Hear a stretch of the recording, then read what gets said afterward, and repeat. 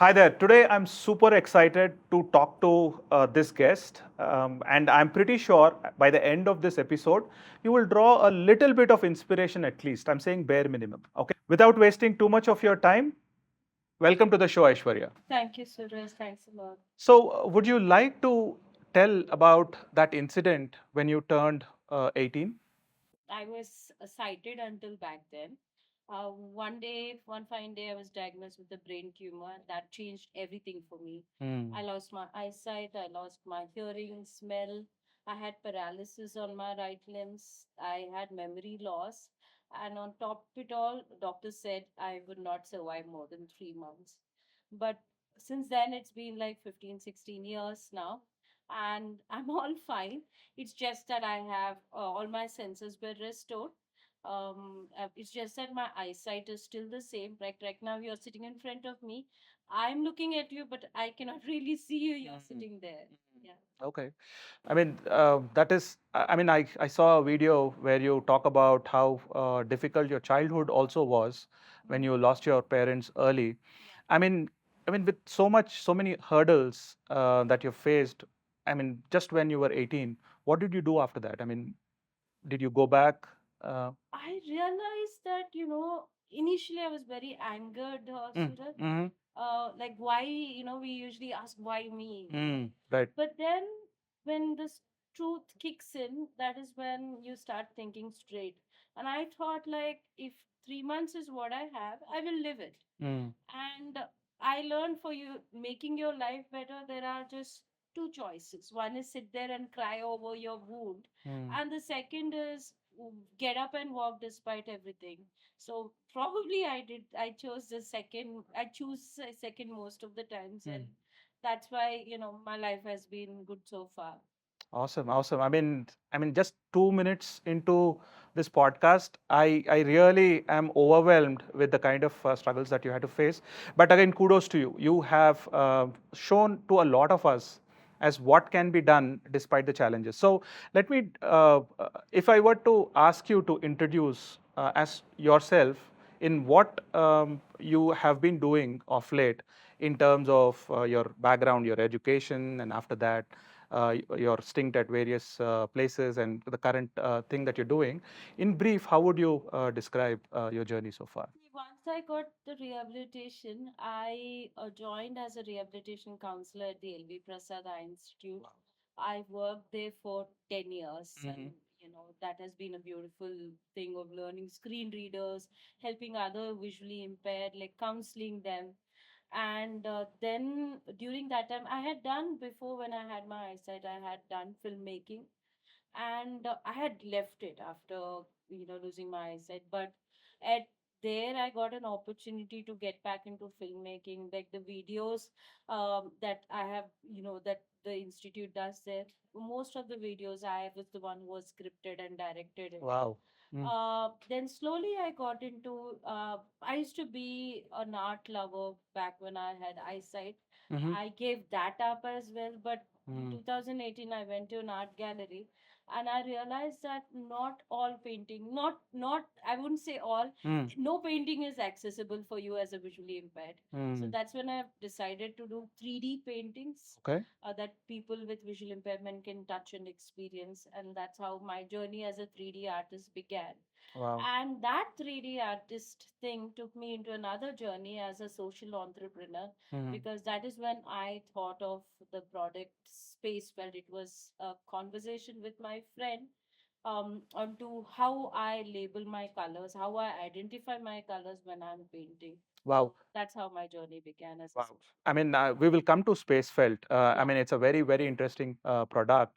But before that, I remember my first conversation with you a year back, right? When we were demonstrating our product, our coding product for the visually challenged. We were generally talking, and then you mentioned, and I asked you about how do you feel about these goggles, the eyewear that people are making, and one very to the point answer that you gave was it makes us feel uncomfortable. I mean, primarily the way they are designed. I mean, a lot of bulky hardware, onto your eyes, and then there are wires dangling, things like that. You made a very interesting point. So I would want to ask you, how are you adopting? I mean, how are you looking at technology these days? I mean, how is it helping you in going around? I mean, how is technology assisting you? The reason I'm independent, of course, thanks to the rehabilitation training I took, but technology has enabled me to move around a lot. Day-to-day work. Mm-hmm. The screen readers, the emails that I send, the Mm-hmm. drafts that I write, Mm-hmm. to even traveling alone. There are many apps that helps me locate where I am, Mm-hmm. take volunteer assistance when required. Mm-hmm. Or right now, if I'm in the room and I want to know what are the surroundings, there are apps that will take a picture and describe to me. Mm-hmm. So there are two things that I don't leave my house without. One is my white cane, Mm-hmm. which helps me navigate wherever I want to go, Mm-hmm. and the second is my smartphone. Mm. So using this, I have traveled in flights, which is very comfortable, of course, but I've also traveled alone in trains and buses. Wow. Wow. So it really makes me independent. I know that for a fact because at IIT Delhi, when that cohort meeting happened, I actually saw you book an Uber, locate the cab, and then off you went. Yeah. So, I mean, glad that technology is there. When we talked about technology that can be used for people with disabilities, not everybody is kind of incorporating this technology the way it should. By that I mean, um, are we making our users very comfortable using the technology? Right? I mean, I'm kind of going to that point that you make about the experience or the idea of wearing a siren on your head. So, I Yeah. mean, would you want to elaborate on that? Sure, Suraj. So I remember during the COVID time when I was working, so there was this group of people who had come, and they showed us their product, and it's a headband Mm-hmm. with a siren, Mm. and they believe that it will, and then you when you're walking on the road, Mm-hmm. the siren will be on, like Mm-hmm. beep, beep, beep, beep, and then people should look at you and they should move away from you. This was during COVID, of course, for social distancing and all that. Yeah. So what I feel is they thought of it from a sighted person's perspective. Mm-hmm. But if you think about it from a visually impaired person's perspective, I would honestly never want to wear such a thing and grab attention in Right. in a community. I mean, why would I want to wear something like that? Yeah. I should be comfortable. It should be aesthetically good. Mm-hmm. Not that okay, product. I'm only focused about aesthetics of it, but then I should wear it, and I should first of all find it useful, Mm-hmm. and at the same time, it should not make me stand out Absolutely. unintentionally. Absolutely. So these are the Absolutely. things I would focus upon. Super. So, given that you have expertise in certain areas around assistive tech, I mean, you have built a few products. Now, before we start to the product that you have built and you are working on right now, does that have a history? I mean, how did you arrive at doing what you're doing right now? Yes, Suraj, there's a story behind it. So, like I said, I'm a 3D artist, Mm-hmm.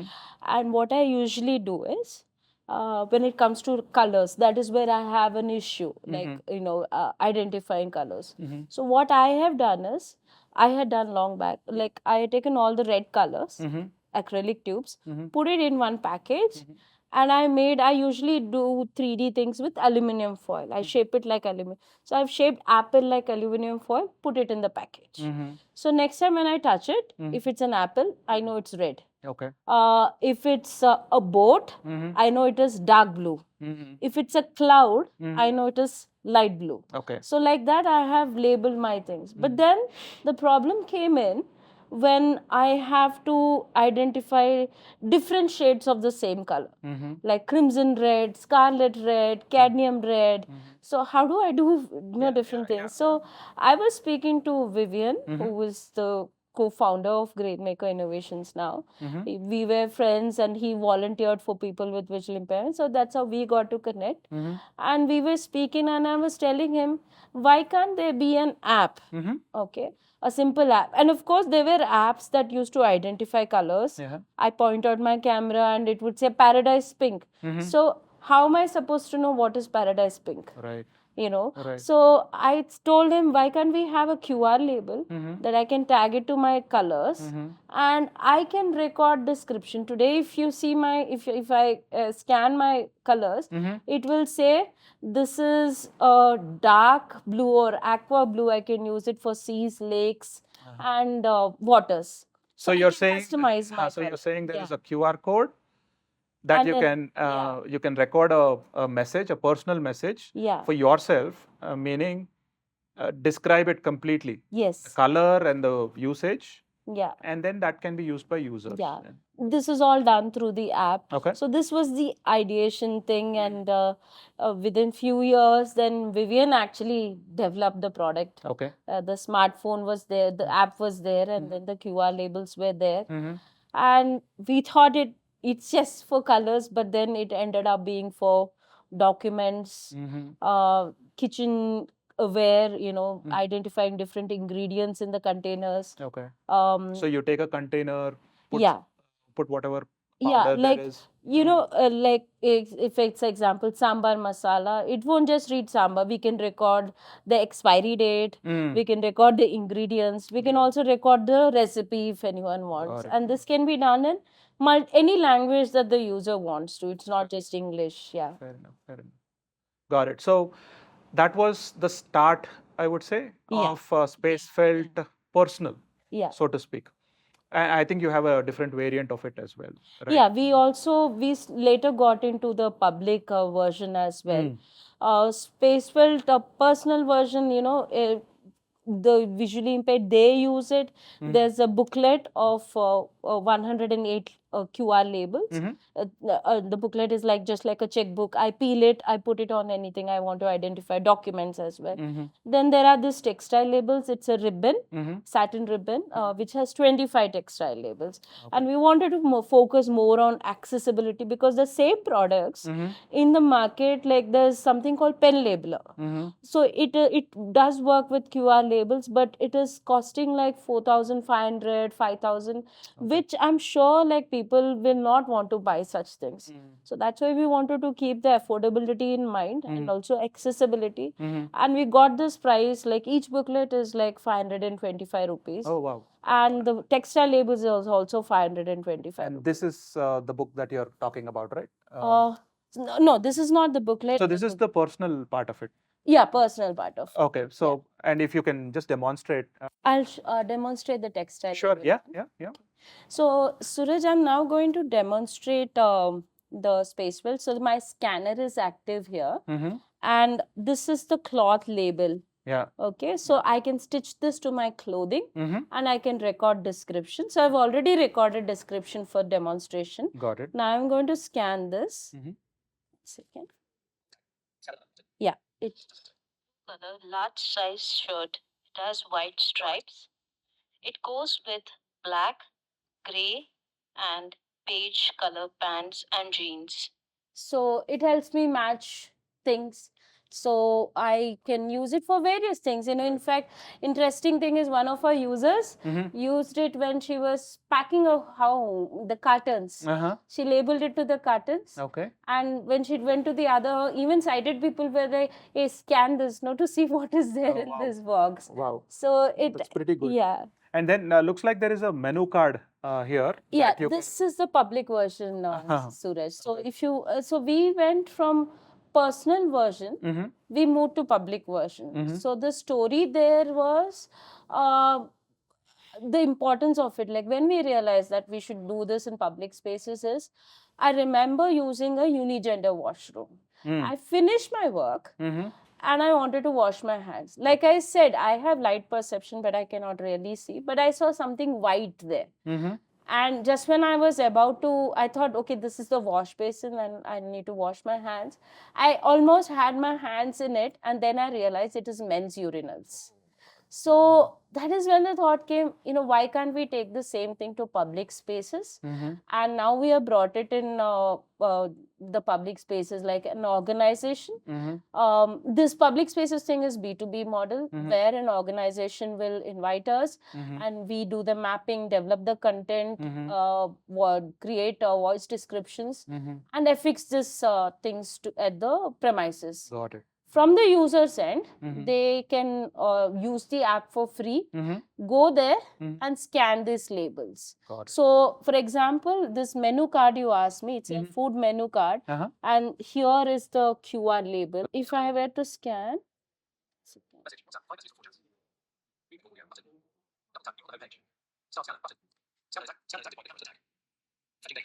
so it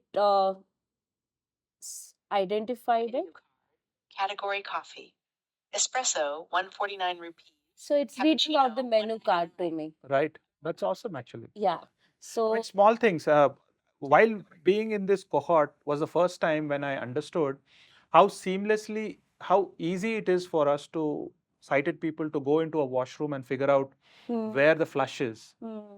It is that difficult for somebody who has sight impairments to get into a washroom and figure that out. absolutely. I mean, kudos to you. I mean, this is great work that you're doing. But one suggestion that I had, I mean, Yes. if I may, Please, Suraj. I mean, when we talk about large places, right? I mean, if you're talking about museums, if you're talking about government offices, if you're talking about places where public access, QR coding is one.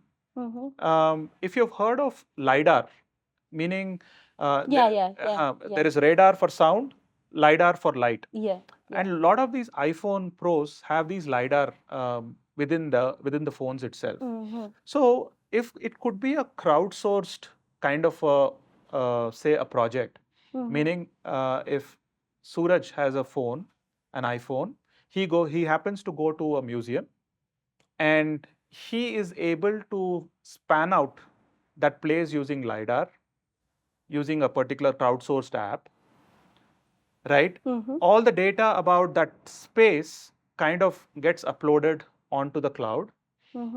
And then next time, if somebody else walks in and who needs help with that area, they might be able to know where is what. Of course, I mean, your thing, I'm not saying QR should go away. I'm saying both of them, if they work together, QR codes for very specific things, like in the washroom. I mean, if there is a painting that needs to, you need to know what it is about, museums, wherever. But the other places where you have to know the layout of that place as to where to go next.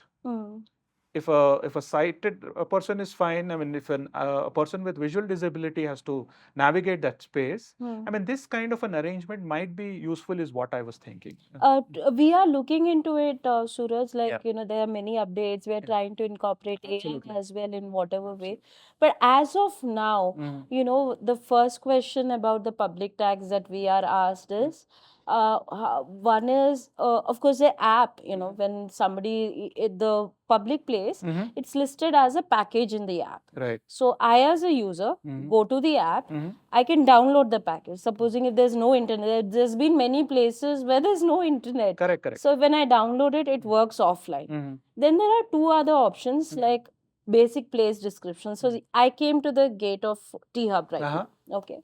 But in the app, it actually gives you, if you're at this particular gate, this is a basic orientation of how to get to that particular place. The room is in the second floor, the lift is at right side of the lobby. Right. No, that basic description is there. And the most important one is location of QR codes. Because we keep getting these questions like, as a visually impaired, how would they know the QR labels, where the QR labels are?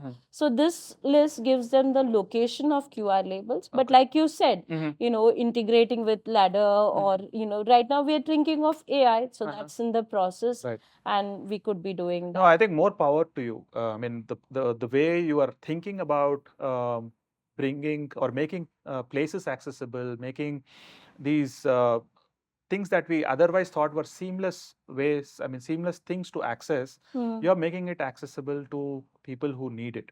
So I'm pretty sure you will make a thorough job of it. Thank you, Suraj. So coming to this question about, I mean, if you want to walk us through, how does somebody take a Spacefelt business Mhm. and then incorporate in their, say, an office space? Okay. Yeah. Sure. Thanks, Suraj, for Mhm. that. So, see, we can, our businesses can be anyone. Mhm. It could be an educational institution who wants to make their premises accessible, Mhm. even STEM education for that matter. Mhm. Then it could be workplaces, making their documentation, the hard copy, the printed copy Mhm. accessible. I mean, Uh, sorry to interrupt you. I just wanted to you to kind of talk about the Yeah. STEM education Yeah. piece as well. So, see, this is a braille map, Mhm. okay, the tactile map. Yeah. But to be very honest, like, there is description on this side, Right. but I wouldn't, it's written in braille. Braille. But because I'm not that, good with braille, I would not know and what. So, what we've done is we have kept the QR label here. Right. So, when I scan it, it actually tells me, this is a world map. It gives me reference with this small dot here on the top. Uh-huh. It says, if this is the right side up, and top left is North America, come down, it is South America. Wonderful. So it gives audio description. So that's how it works. And also, like this art galleries, we are working with art galleries. Mhm. So what we do is we make art accessible for them. So it's always, we have a standardization of putting the QR labels to the bottom left. So somebody touches it, Mhm. then there's voice description. There are AI apps that would describe this painting, but the background, who's the artist, what is the size, what is the measurement, what is the artist wants to convey through this meeting, Right. painting. So that is what we include in the audio descriptions provided by this QR labels. Got it. Got it. So we work with different events like Purple Fest, Empower, Zero Project Conference, India Inclusion Summit to make the painting gallery and a photo gallery accessible. Mhm. And coming to the organizations, we are working with LV Prasada Institute, Mhm. National Association for the Blind, Madras Christian College. Mhm. So these are some of the organizations. I was saying that we are looking at more organizations to work with. It could be workplaces, educational institutions. So how Even- do they go about? I mean, how do they go about implementing your solution? So they can reach out to us, Mhm. and the first thing what we do is there are two things to it, Mm. Suraj. Now we ourselves can go do the mapping. Mhm. So we have to go there to their premises, Mhm. do the mapping, like which room is it, Mhm. what's the layout of the room, what is towards the next side of this room, all that. Mhm. Then based on that, the content is developed. Okay. And once the content is developed, the audio descriptions are produced, Mhm. and they are tagged to this QR labels. Got it. And the last process is we affix these labels in the premises, Mhm.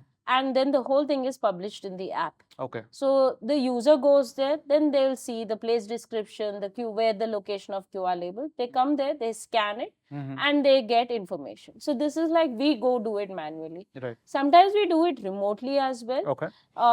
Things like an exhibition, art exhibition. Mhm. So we don't have to be there. We just need the details of the artist, Mhm. the back end details like their contact details, social media handles, the images of the artwork. Right. When that is given to us, then we do the description. Got it. Now we have also introduced web portal, Suraj, Mhm. like where the organizations then can themselves map and content, do the content development. Mhm. So we have a guideline set, Mhm. how to record the descriptions, how to develop the content. Mhm. We give the web portal to the admin, Mhm. and the admin can sign up, and then they can do the audio descriptions as well as write down the text and publish the data into the Yeah, app. you answered my second question. That was I was about to ask whether this is all customizable, or when the users actually take this solution, can they record their own audios and things like that. Thanks for that.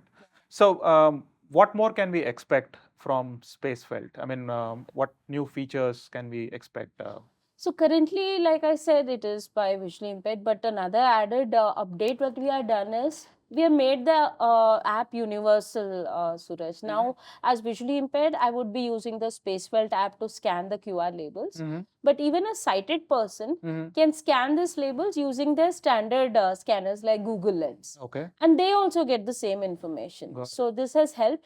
And the experiment we have done, one experiment at an art gallery where we have incorporated sign language videos for those with hard of hearing.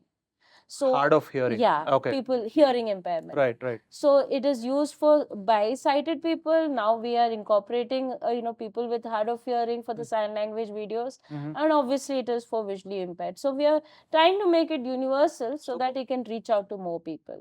That's fantastic. Yeah. That's very fantastic work that you're doing. So, two questions now. Yeah. One is for those who are watching this video and those who are trying to get into the social enterprise entrepreneurial journey, especially in the assistive tech space, Mhm. what message would you give them? So the important message that I would want to give is, if you identify a focus group, okay, this is the target user that I want, get into their shoes, understand their lifestyle.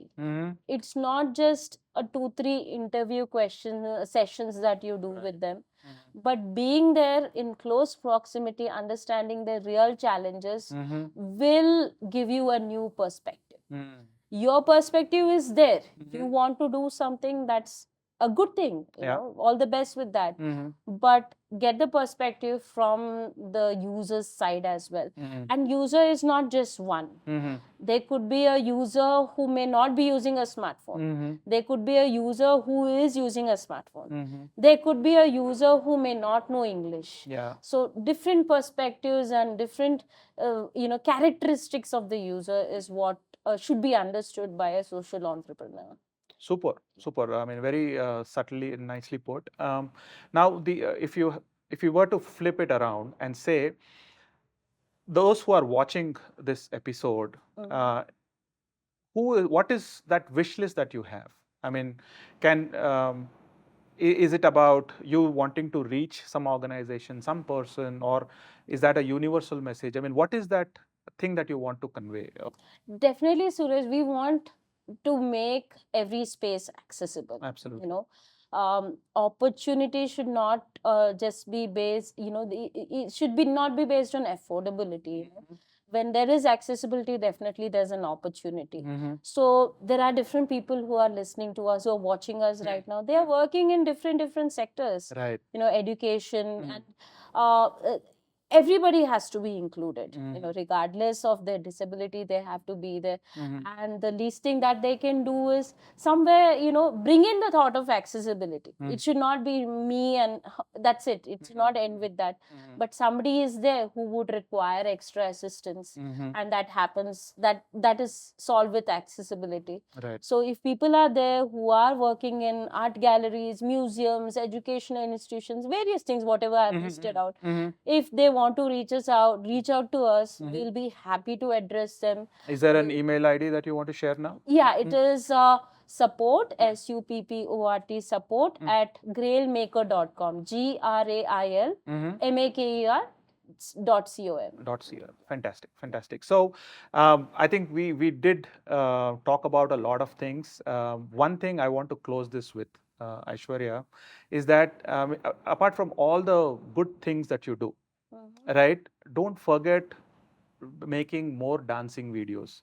I love the videos that you have. I saw them. I mean, they were energetic, though, especially the ones at LV Prasad. Oh yeah. A year ago, I think. I think so. Yeah, don't stop making those. With all that you do, Aishwarya, thank you so much for coming, and wish you all the best. Thank you, Suraj, and all the best with this show, and I hope it goes great. All right. Thank you so Thank you. much. Thank you.